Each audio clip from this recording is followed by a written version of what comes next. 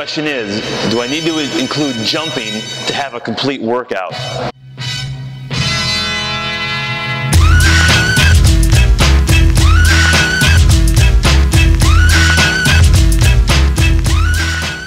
Great question. Do I need to include jumping in my workout for it to be a complete workout? Short answer is no. End of video. There you go. Done. So, sorry. Long answer would be, again, no, you don't need to include jumping. For one, let's think about why would someone want to include jumping in their workout?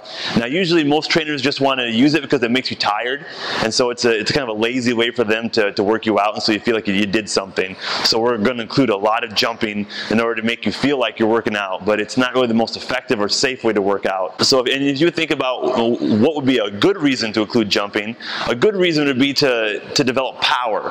You know, as we age, we lose power. As we age, we lose strength.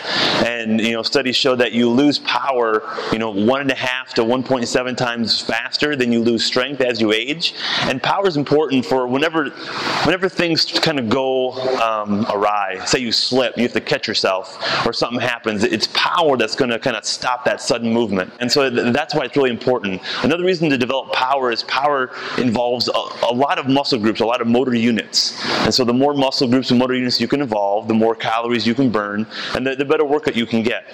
But you don't have to jump to include power in your workout. There's multiple ways to develop power without jumping. And so a reason why we tend to avoid jumping for most people is because they can't handle the impact. As they land, their ankles or knees, especially if they do it repetitively, for minutes on end, it's going to just kind of put a lot of stress in those joints, and it's going to cause pain eventually. Most people aren't strong enough to land properly and absorb that force. So you need to develop a good base of strength before you start jumping. You need to learn how to land properly before you start to jump. What can you do in the meantime to develop power? There's several different things you can do. Kettlebell swings comes to mind. Any sort of Olympic style lifting, say it be kettlebell cleans or barbell cleans or sandbag cleans. We have exercises we use that are jumping without actually leaving the ground, but it's the intent of moving quickly. I would say you don't need to jump to have a good workout.